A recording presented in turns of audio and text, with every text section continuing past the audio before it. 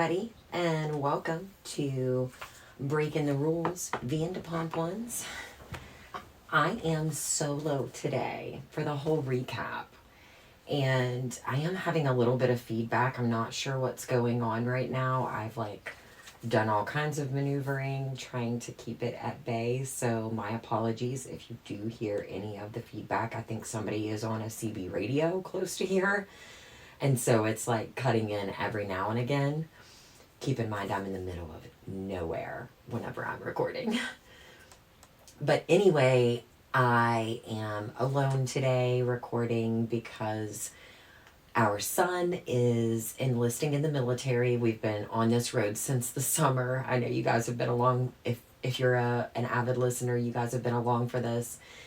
He attempted to go in the Air Force at first and was going to go active duty. He had a lot of problems. He went through 3 different recruiters. One of them was dishonorably discharged. And then he just got into a lot of back and forth with a lot of paperwork, and the recruiters didn't really want to seem to do the paperwork. So he kind of set it down and was regrouping on what he wanted to change his major to, because that's kind of where we got here. And so he definitely made the decision that he wanted to do National Guard and finish his degree. So he's down there with his dad. He's getting everything finished for his physical, and we're super excited for him. I'm going to try and move my phone a little bit. Hoping. Anyway, so I'll go through headlines first, and then I'll jump into the recap. The headlines are kind of, they're not as crazy as they were last week, that's for sure.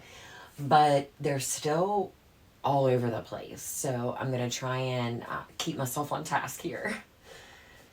The first one is Jax and Brittany's ongoing saga. They did release a new The Valley trailer, or new preview for The Valley. On this preview, you are starting to see some of the differences between Jax and Brittany and their relationship. She says they're not having sex. You know, he kind of is demeaning her emotional connection with him in a conversation by telling her that she's not allowed to have emotion. And I'm sure there's more context to that conversation, but I just really this preview was very classic Jax, so I'm really hoping. The best part of the preview for me, and you guys can catch it on our TikTok page, but the best part of the preview for me was whenever Schwartz was helping Jax with the new bar, and he was like, I got a beautiful son, I got money in the bank, I got a job, I got a bar, and Schwartz was like, anytime now you're going to indeed be miserable and divorced and living back with me. So I think he is well on his way to that as of right now. So I will say there was a leak. Some fan or some fake account, because it was not real, emailed or messaged the Bravo investigator. And if you guys are not following her, please go follow her. She is a very good friend of mine. She's a Canadian creator, and she digs. I mean, it is her specialty. It's why she calls herself the Bravo investigator, because if there's something to dig about, she's going to dig it out. And she got a message from a follower on her Instagram showing a comment that another creator had made, and I'm not going to say her name because apparently it was a fake account that doctored that screenshot to make it look like it was her, and it was not her. So just being clear with that, and I'm not going to talk about who that was, but apparently saying that Jax was demeaning Brittany about her weight gain, and he was no longer attracted to her. From the trailer or the new preview, excuse me, it does seem like that. I mean, it seems like they are fighting about intimacy and the ability to connect. I don't know. I guess we'll see. Next week, you guys, I'm so excited.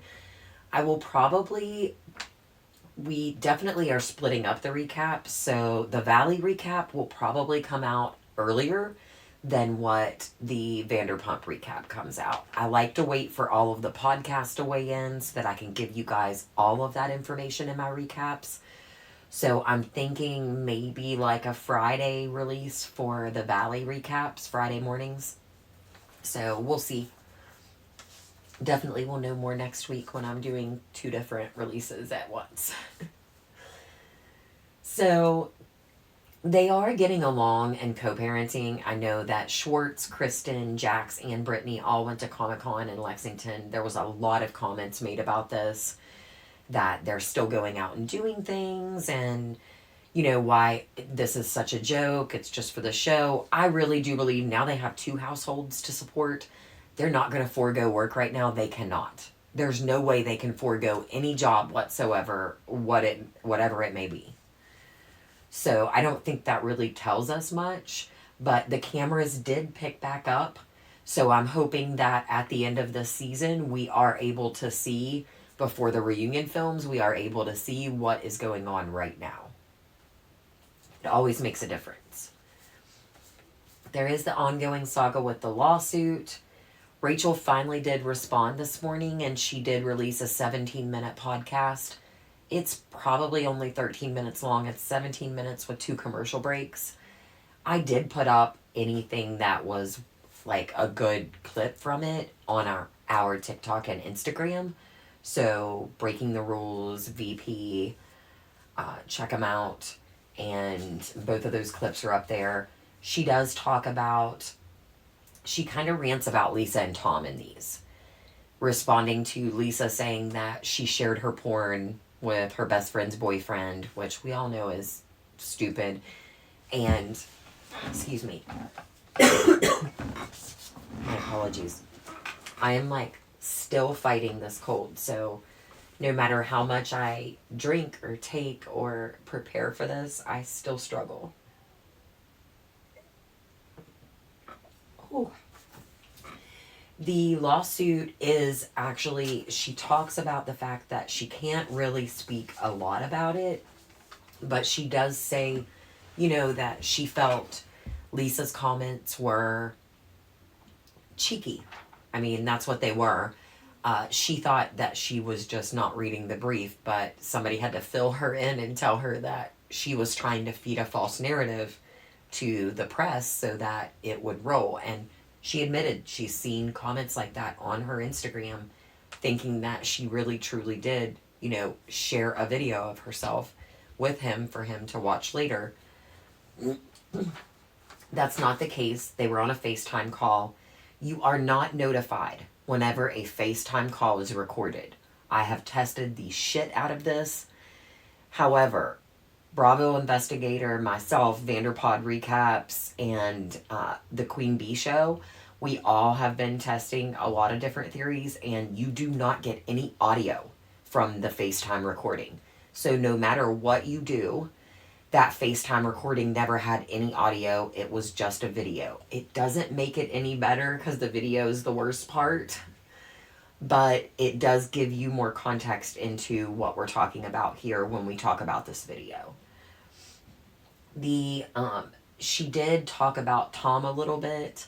She said that, she had that conversation that Tom talked about that she had with Lisa in length, and that Lisa was just kind of trying to get her to come back on the show. It was so crazy. She said that, she told her, she was like, Tom is not a nice guy. He's not a good guy, and I'm not coming back and subjecting myself to that. Like, he literally told me that lying is a way of life. And that's a direct quote from her, that she said that he said to her. And Lisa said, darling, that sounds awful. You should come and tell us about it. And that to me is just crazy that she would jump straight to that's a wonderful storyline and not that's a terrible thing for someone to say to you. And that's not in any way, shape, or form the way that I portray myself or my brand. So come back, let's talk about it, let's sit down and talk about it, and let's call him to the floor. Like, you could have responded in a way that was motherly, because that's what you always claim to be, is motherly. You could have responded in that way, but she did not. So she's just kind of calling her out for that. And Brock and Scheana on their podcast, one of the things that was talked about in the lawsuit was a time in December when Ariana looked at Tom, looked at, Sandoval and Rachel and told them to quit being so handsy and to save it for season 11. And whenever that happened, I guess Brock and Scheana actually solidified this claim on their podcast when they were speaking about the lawsuit and said that, it was just Ariana, telling her, she was not comfortable with that they needed to stop. And in all reality, after everything that happened over the summer that was filmed and everything that's happening in front of her, I really do believe that it got to a point where Ariana just did not want to see it. She did not want to believe that her best friend and her life partner were capable of this. And so, although it may seem to Rachel or an onlooker like she was, complicit or knew about this, I think she truly was just in a state of mind after losing her grandmother, her dog, was in a state of mind of just not being able to fathom that type of emotion or to feel like her loved ones were capable of that. And I think that's a pretty fair assumption on her part with her loved ones. And I don't think she should be faulted for that. So I think that was kind of a negative to be included in this. It really took me a bit to be able to see that. And so I love that I get that time to be able to come and reflect and give you guys, my final thoughts. Because I've gotten to a point where I don't really say a lot on the actual posts or clips that I put up on Instagram or TikTok. But I kind of come here for my thoughts because it gives me a chance to hear everything that you guys say and to really weigh in on my own thoughts and to be able to tell you guys, here's how I'm seeing it from that, helicopter view, because that's really what I like to do, is to see each character for each episode. I don't love any of them. I know early on in this podcast I said I loved them, and getting to know them further and deeper, I don't think I love any of them. I like all of them. I think they're wonderful characters and they're amazing TV. Love the characters that they play on TV. But I think as for people, I think it's a little bit different for me these days. So things definitely change the more you know. The last headline that we have is T, which is the singer or performer that dated Sandoval over the summer and filmed some.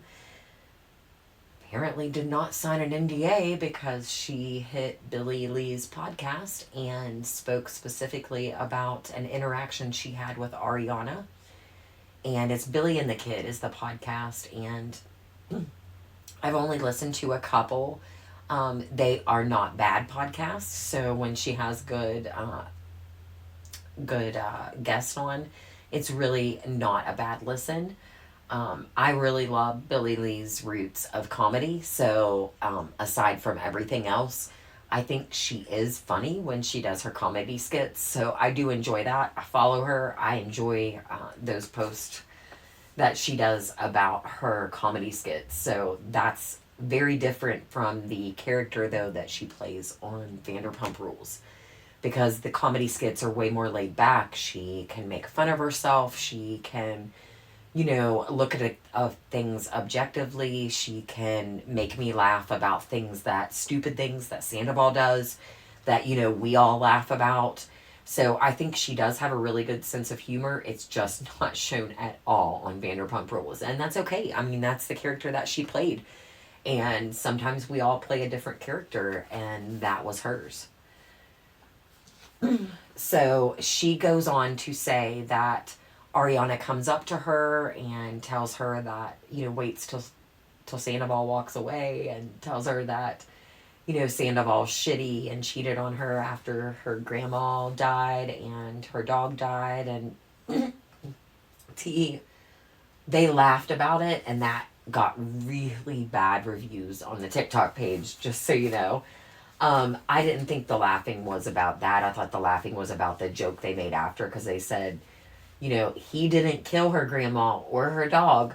So I'm not sure what that has to do with anything. And that was a lighthearted joke. I don't think they meant it in the way that it was perceived, although I did understand wholeheartedly where you guys were coming from on that. So definitely understand. I have dark humor though, so sorry. Anyway, season 11, episode 6.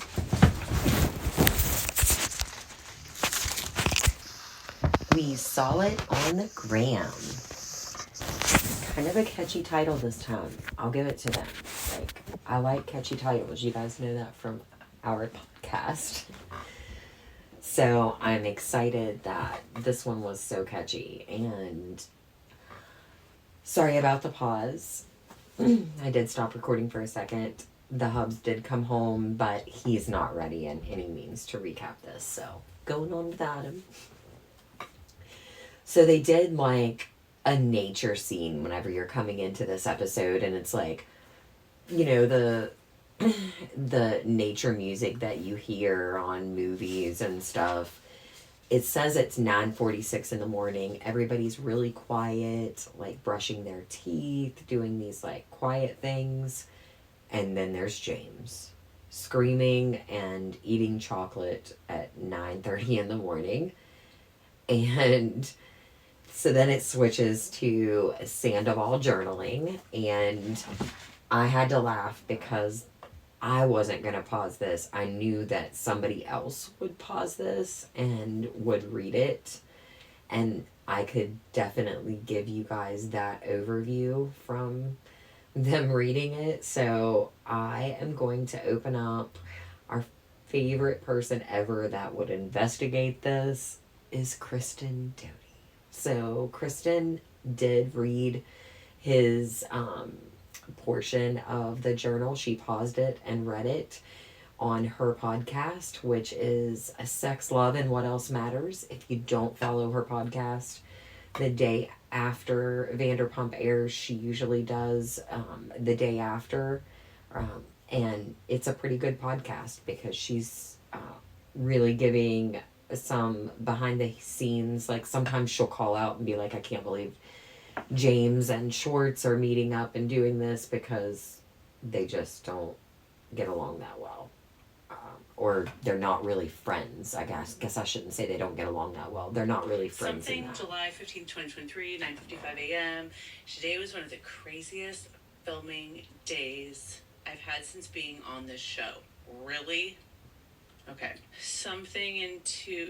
Went to the airport. Scheana called me to where they were sitting like nothing had happened. Probably one of the worst days to have only gotten 1 hour of sleep plus flying.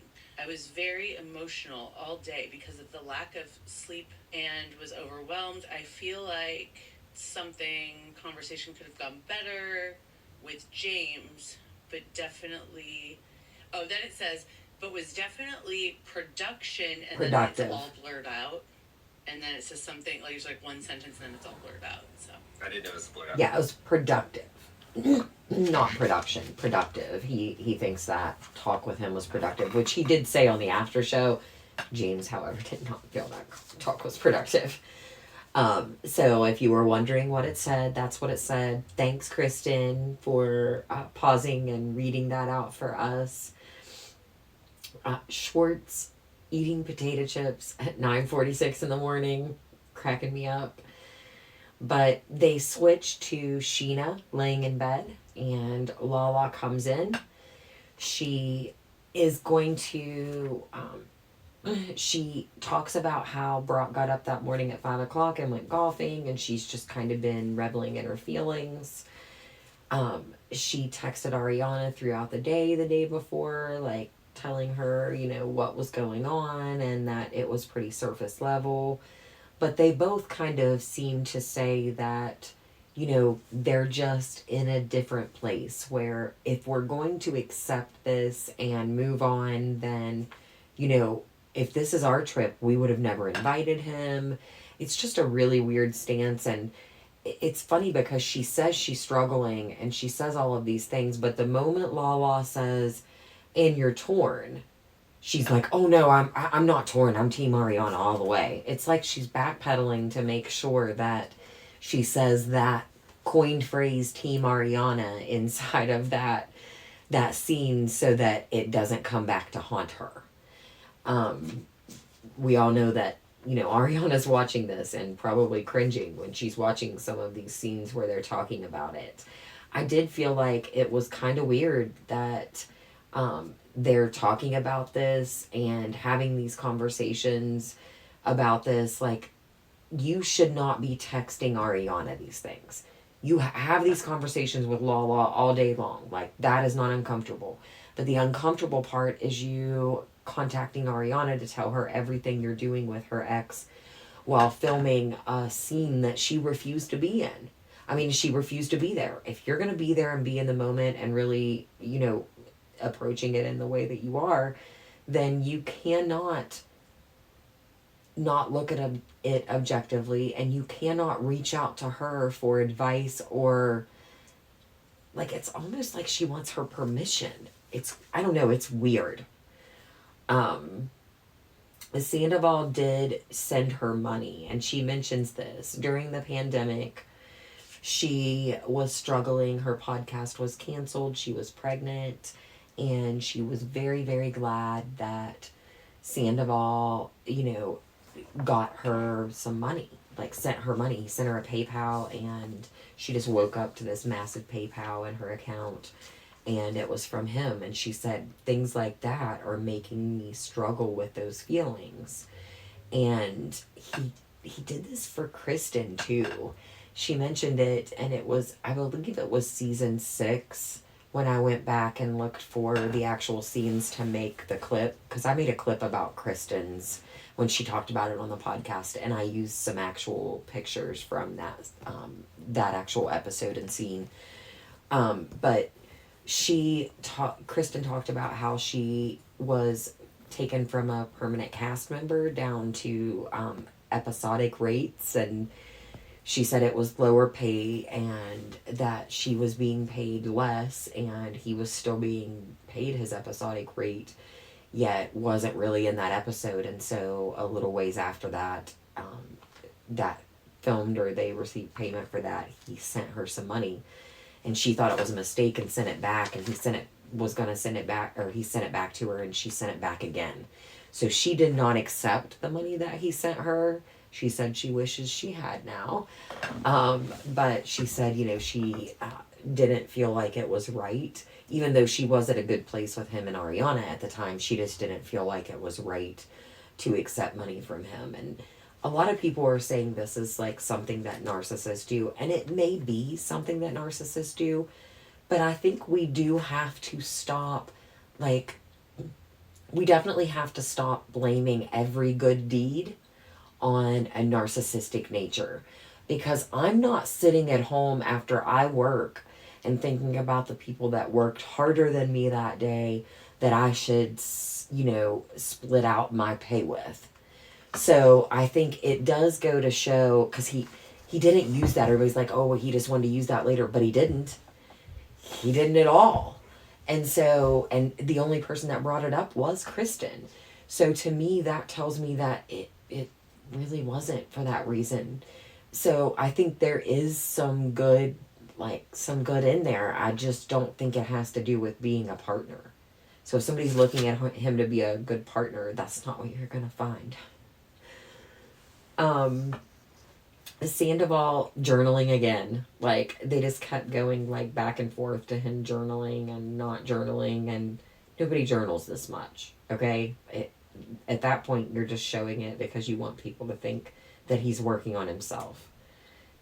And at this point, we've seen 6 months beyond this, and we know better. Ariana is, we switch back to the LA, and Ariana is in the valley doing her book cover and some photos. Katie shows up to that photo shoot, and Ariana says that Tom really didn't think she could do anything alone. I don't even know if that's true. I think he just really liked to insert himself. I think he liked to be a part of things, and because it was hers, he felt like he could be a part of it, and I think he just felt like she should be a part of his. And she just didn't really want to be a part of his stuff, which is fine because she didn't want to. But I don't know. I'm not so sure it was that he didn't think she could do anything alone. I did laugh when she said that, she was making lemonades out of lemons, but with vodka. And the timeline of the book, the book is about the timeline of the relationship. So it's like the honeymoon phase and then like different parts of the book. The book is great, you guys, especially if you like to make home cocktails. It's got some great recipes in it. We did make one of them, and it was great. I'm sure it would be better if Ariana or a bartender made it for us, but we do have a shaker, and so I did make us something, and we did try one out. I can't even remember what it was because I've read that book like 3 times now, so I know all of the drinks. But I enjoyed it. The stories that go along with it are much better. She gives little tidbits in each one of them. Maybe I'll do a podcast one day where I read it and you guys can sit through that read. And I'll put up like pictures of it or something whenever I post it. But they switch back really quick. I mean, the pictures are cool. I just felt like everything they were doing in LA was filler items because the Tahoe trip was really had stuff going on constantly. And so the flip back and forth was really less exciting whenever they were flipping like this. However, I will say this episode is what I'm talking about. This is the type of VPR that we all love and have grown accustomed to loving. So, yes. Gotta love it. Do go back to the Tahoe, and the meditation chick arrives. Tom goes out and he does tell her about his betrayal and how strained the friend group is. And he did see that a lot of them were starting to let their guards down, and he thought it was a really good idea, that this was a great time to do this. Everybody starts, coming down onto the deck and arrives for this meditation, except for Brock.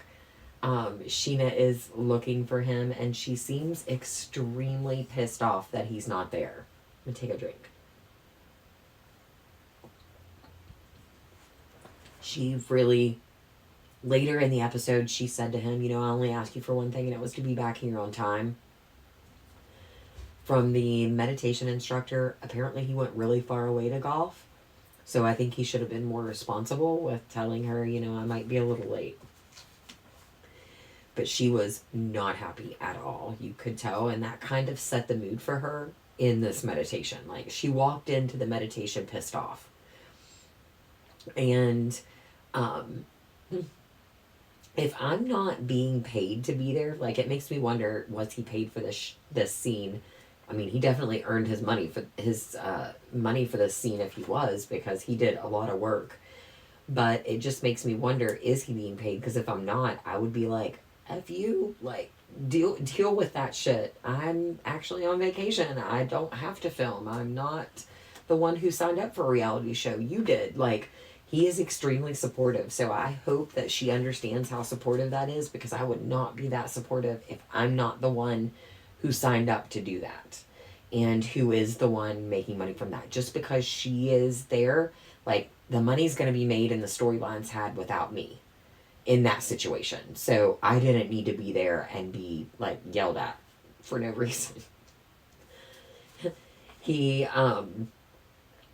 definitely shows up, though, and can I just say that Tom Schwartz's feet are disgusting. Nobody else's feet were dirty. Everybody was like, they were walking around the deck and yeah, nobody else's feet were dirty in that scene. So he just got dirty feet. Like, he just has dirty feet. Excuse me. Back to back, this meditation person wants them to get, and there is 7 of them. So she says, that in group can be 3, and it is actually, Brock has arrived, and it is actually him, Allie, and James in that bottom 3, and then Schwartz and Lala, and Sandoval, and Scheana. And Sheena's like, Brock, can you not come down here and join us? And he's like, can you come down here so we can do a 3? And he goes, we're doing 3 over here. It was really funny. He did it deliberately because he felt like she needed to be there. And I felt Brock is like the voice of reason in this episode, truly and honestly. He definitely was putting it out and saying exactly how I felt. And I think a lot of the viewers were probably feeling too that she needed to have that moment with him where she could be real and look him in the face and say how she felt. She didn't really get that chance a lot because they were so angry at the reunion. They were just yelling at each other, which defeated the purpose of being at the reunion. The reunion is to resolve things and get the things on the table. And, Tom was still lying and making Raquel lie. And so it just turned into a debacle. Scheana, she definitely loses her shit pretty quickly on the back-to-back and like breathing together and feeling each other. She walks away and she's like, I still fucking hate you. There is a flashback there where,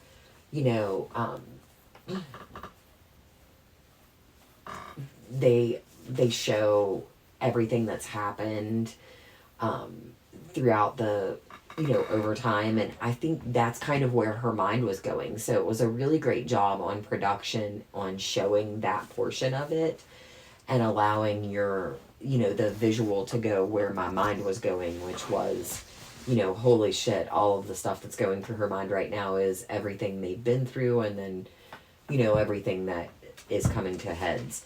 Brock goes upstairs and talks her into coming back down, so that's what I meant by saying that he earned his money this episode, or this scene, because he really kind of saved the day and got her back down there and back to back with Tom.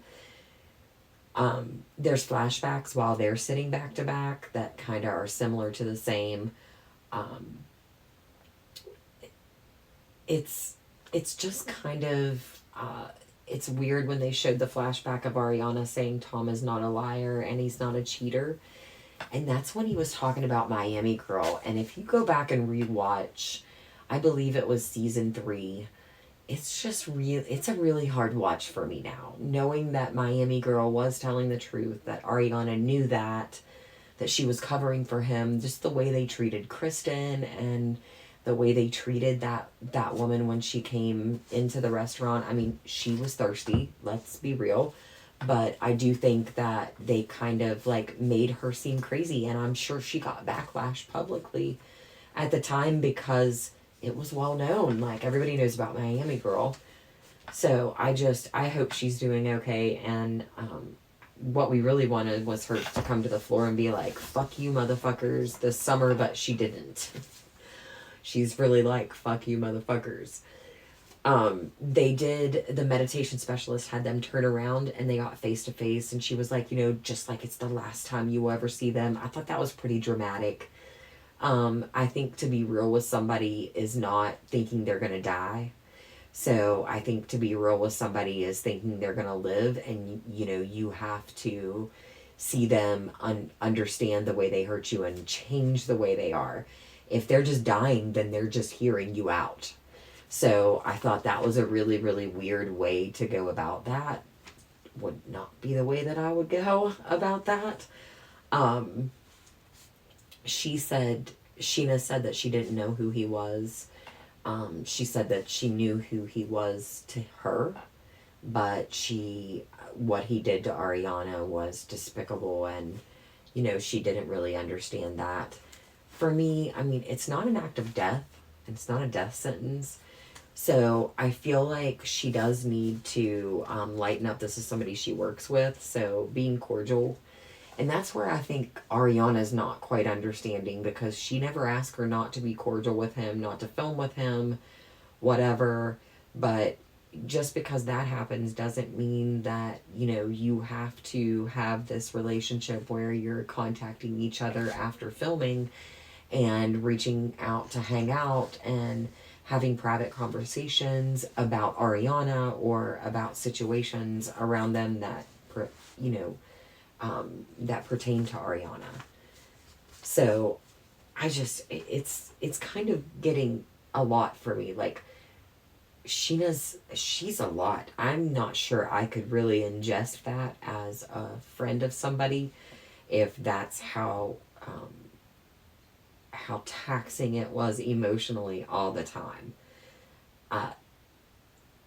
She said that she was worried that he was going to do something while all that was going on.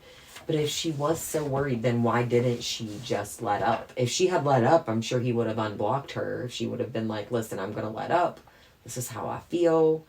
And I'm going to end it there. And I'm not going to talk about this anymore. I'm sure he would have heard that. And she could have, had a conversation with him in a way to understand that he was okay. So, but the money meant more to her than the friendship. And, Tom, in his confessional, he's like, I do miss her. So there was a genuine friendship there between them. I think they're both very similar and very, I'm not going to say it, but it's an N word and it rhymes with opportunistic. Scheana, she did say, after they talked and the meditation ended and she went upstairs, Scheana or Lala joined her and said, Scheana was like, the mask fell off. I saw like real tears, and my friend, it does make her struggle harder, I think, for where she was already at, and then to see, a tear roll down his cheek, which I think he's capable of doing at this point. Here's the thing with fake crying. If you're truly hurt by what you're thinking about in the moment, it's not really fake crying. So I think that he was truly hurt by everything that was going on. I think that he's conveying that, but I think it is definitely for the show. I don't think there was a lot genuine coming out of anything that's happening in scenes. And I mean, maybe it is for Tom right now, because that's the only way people are talking to him is via scenes they're doing with him on the show. So maybe it is different for him.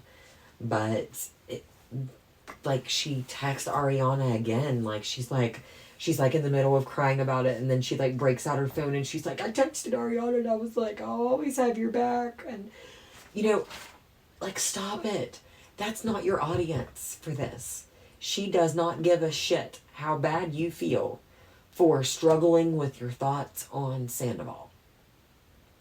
Just like she didn't give a shit what you thought about him in season 3. Either one. She does not want to hear what you think about him. When she dated him, when she was with him, when she's not with him. She does not give a fuck what you think about him, which kind of makes me think she doesn't give a fuck what you think about, period. I honestly think their friendship is very surface level for the show. I think that she says that's her inner circle, and I think they do, do festivals and stuff together. So I think they do they did hang out in a way together. But I think when it comes to telling her deepest, darkest secrets, she's not telling Scheana that. And we found that out by her not knowing about Miami Girl. If that's your best friend at all, she would have known about that, and she never knew about that. So that tells me a lot about their friendship. Katie, it kind of switches back, and then Katie and Ariana, they're kind of having lunch together.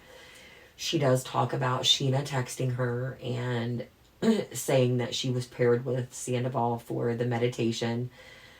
And Katie does the skit where she talks about, you ain't going to be somebody's friend if, they're friends with him again. And Ariana's like, yeah.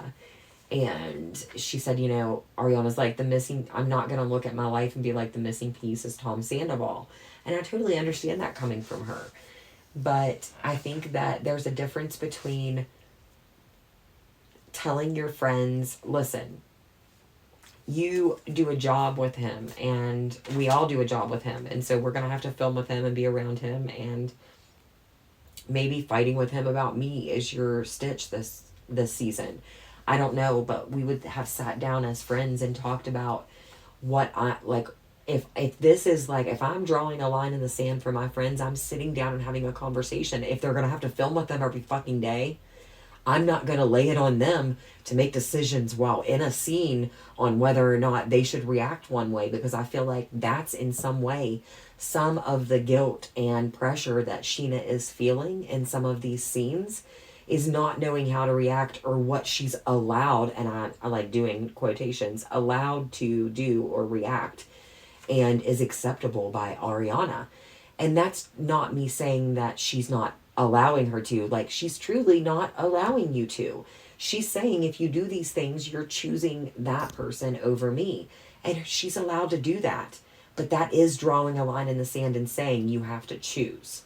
You can't say that it's not saying you're not choosing. I'm not saying it's wrong. I do think she is right in feeling this way. I think that anybody that I consider that close of a friend should not be close with that person in a manner in which they would go to that person and talk about me. And that would be my fear if somebody got close with an ex of mine, is that they were sitting around talking shit about me. And so if that's the case, that's not my friend. And I don't know a lot of people who can keep a line there, because that other person, I left them for a reason. And so I know them well enough to know what they're capable of. They're going to approach you and do that. She does ask about, Ariana asked Katie about her emo honey, which is Kevin from the 27s. And she says, she doesn't think that they have matching, like, world travels, and I don't even know what word I'm trying to think of. I can't even think the word I'm trying to think of.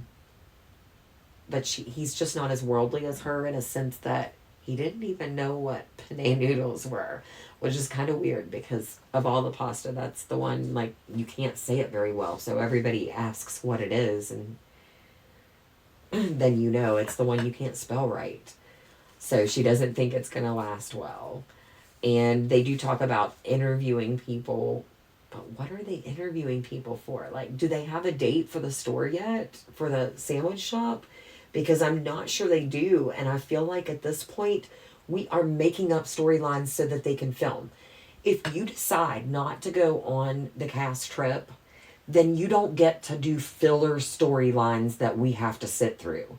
Like them talking about Scheana and having conversations about that, 100%. But you interviewing bogus people about stupid shit is dumb. And I don't want to sit through it. I want to fast forward through it. It's stupid. No one that I know is going to be feeding any good information from those scenes. They jump right to the gondola ride. Allie's extremely afraid of heights, and she is in with Scheana, James, and Lala. And then the Toms are both together with Brock in a separate one. Sandoval starts immediately saying that Scheana's OCD must be why she's so focused on Sandoval and can't quit talking about it. Brock brings up that the TRO, and Tom at this point doubles down on Rachel getting punched in the face. He's like, she fucking punched her in the face, so she deserved that TRO. And I don't think she punched her, but I do think she slapped her. So one way or another, whatever they're calling a punch, I think she assaulted her. And so he thinks that was warranted, and he's doubling down on that claim, even though he's trying to make amends with her. And so that kind of tells me what I need to hear. Brock does say that Tom's camp started saying that Brock was sleeping with Rachel also, to try and take the heat off of him. And I had to laugh on Everybody Loves Tom. Sandoval said, taking the heat off me for what? That's like pouring a cup of water on a house on fire, like burning fire. It's not going to do anything. It's just going to make, more people talk about the affair in general and how deceitful everything was. And so it just didn't make sense to him. But, he and Sandoval continue to fight after getting off the gondola. It was really funny during them fighting because Schwartz was literally in between them and he was just sinking down in his seat. So it was really funny to watch. But they fought continuously even after they got out of the gondola. Brock saying to him, my wife is here and Rachel is not. And I thought that was, she's trying to make things right with you and Rachel isn't. Oh, sorry about that. I accidentally got a phone call, so it cut off my recording really quick. But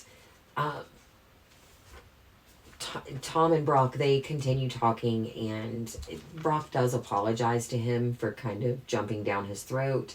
He does say that, he wasn't trying to come off that way, but he's just really upset that, Scheana was that upset this morning. And, it just continues to, he wasn't touring happily. That's what Sandoval said. Sandoval's like, I'm not touring happily. Like, I was really upset and I had to tour to make money. I understand the making money part. That I understand. But I think him and the way he proceeded to act while he was on tour is a whole different story. And that was to get likes, to get people to show up at the shows. And so that was just different. Scheana is really beside herself when they stop the gondola ride. She tells Lala that Page 6 has picked up the photo that they took at dinner the night before for a fan, where she put her arm up around Sandoval's back to take the photo. I think this kind of shit is stupid, you guys. Her taking a photo with him doesn't mean shit. I didn't even share it when it happened. I thought it was dumb. I thought it was really funny when they were when they were talking about it on their live that night from the bed. And she was like putting her hand behind her and she like had a fist. And, you're like, you can't make a fist now, but you can make a fist when you don't want your hands to touch him. And it just was really funny. That was the only reason I ever shared it. But I just think this kind of shit is dumb. They're working together. They're going to be cordial again. It's pretty clear.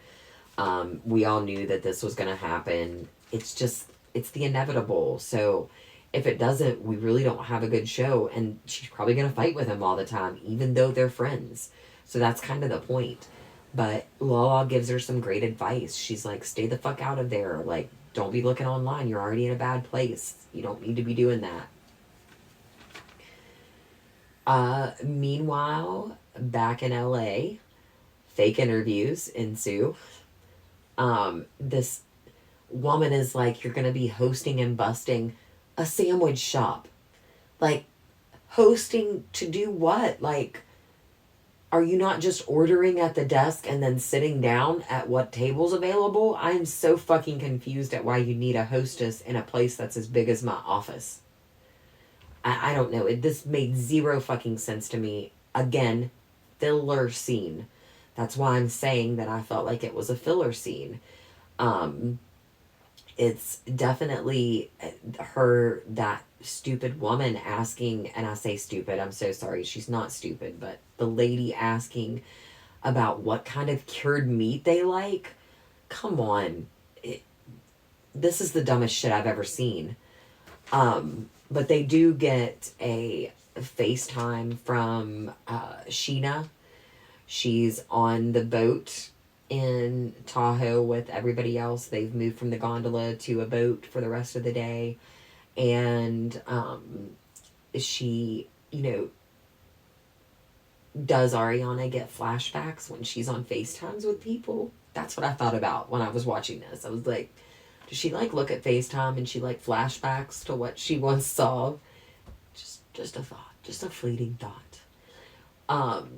But Sheena actually told her, you being friends with someone who is, oh no, it was Ariana said this to her. You being friends with someone who is not good for you is her point. Like, not, you don't need to be friends with him because I'm not friends with him, but you don't need to be friends with him because he's not a good person and he's not going to lead you down a good path.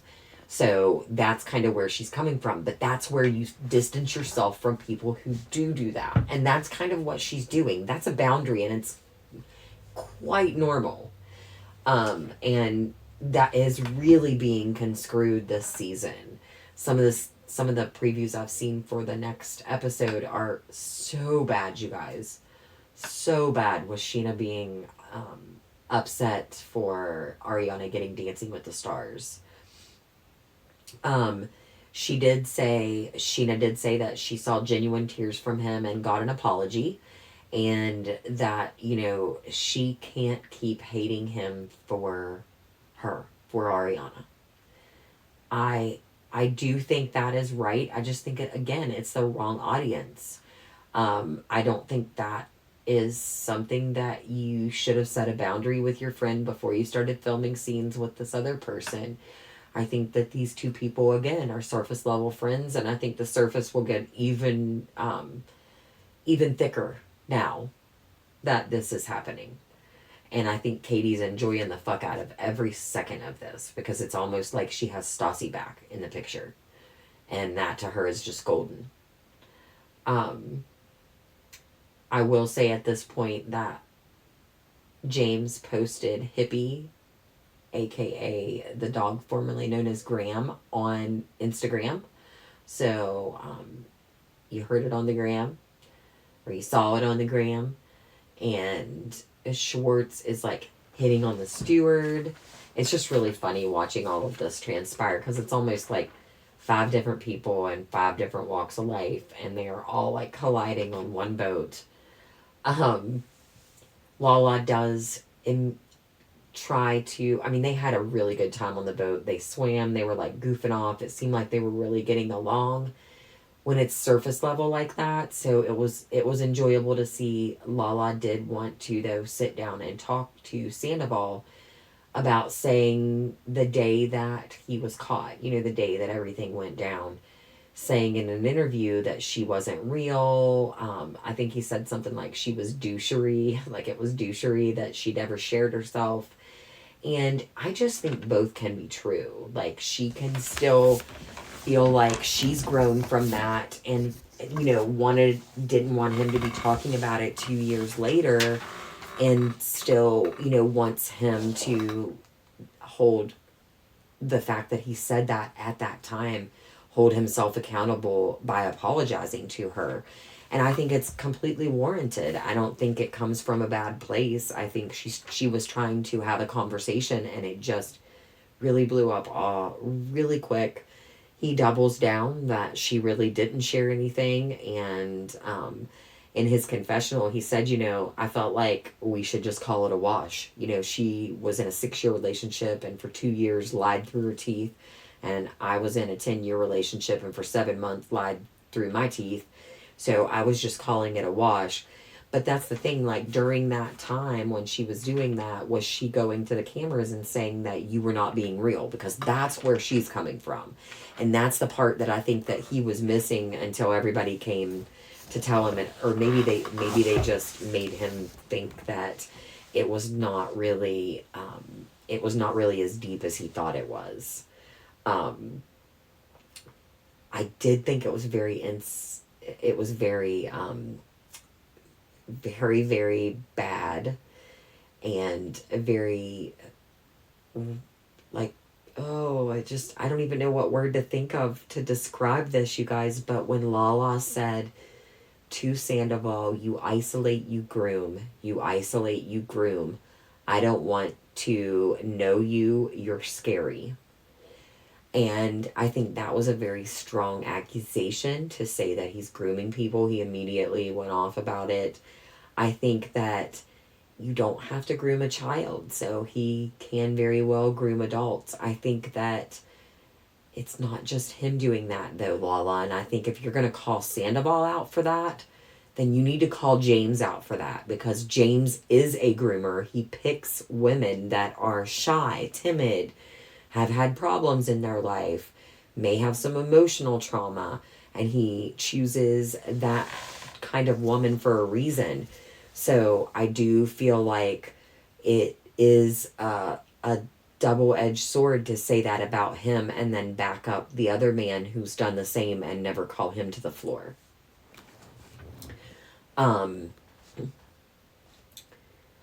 Brock gets back to the house totally fucking wasted, like beyond wasted, and he and Schwartz are talking about dating. Brock tells him that his first love was a pig farmer's daughter next door. I wonder if this pig farmer is out there. We have a lot of Australia listeners. So if there is anybody who knows Brock from childhood, please hit me up on the gram, hit me up on TikTok. I would love to have you on the podcast. I can even do it anonymously. Just so that you can just give us a background of what he was like as a kid. I have a feeling he was like crazy. I mean, I was a wild kid, so I have a feeling he was crazy, and we would love to hear anything you can tell us about how he was as a youngin'. Tom and,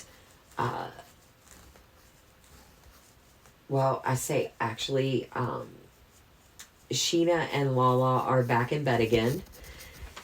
And at this point, I'm thinking they're trying to recreate Paige scenes from Summer House. And I'm not liking it. I hope that when we get back to town and they do some filming at their houses in Palm Springs, that they do not end up laying in their beds because they have houses next door to each other. Because that's really going to get on my fucking nerves if they mimic that. But Lala, it's Scheana complaining. This, nothing is ever about me.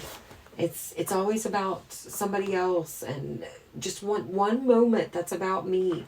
And I did an interesting flashback for the TikTok page where I grabbed a couple of different clips. The first clip is from Scheana'S, and it was a year ago.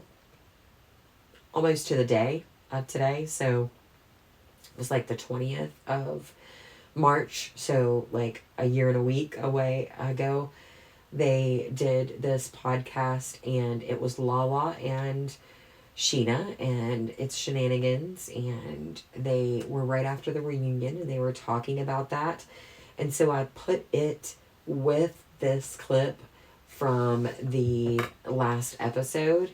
And that together is the biggest hypocrisy. So I just want you guys to hear these two clips together, because I just thought it was interesting.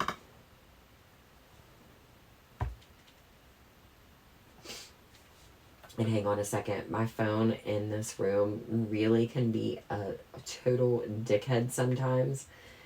So give it just 1 second to catch up. Our thing is Ariana has drawn a line in the sand. Mm-hmm. And I feel like we've come full circle.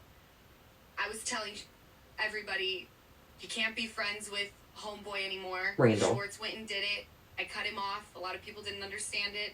Now Ariana's in that situation saying, if you choose to hang out with Sandoval, which we know he will, you can't be around me. It's not really saying you can and can't do this. Just know if you choose wrong, you're not around me. Yeah. Very simple. Yeah. And you have every right to feel that way and to expect that from your friends.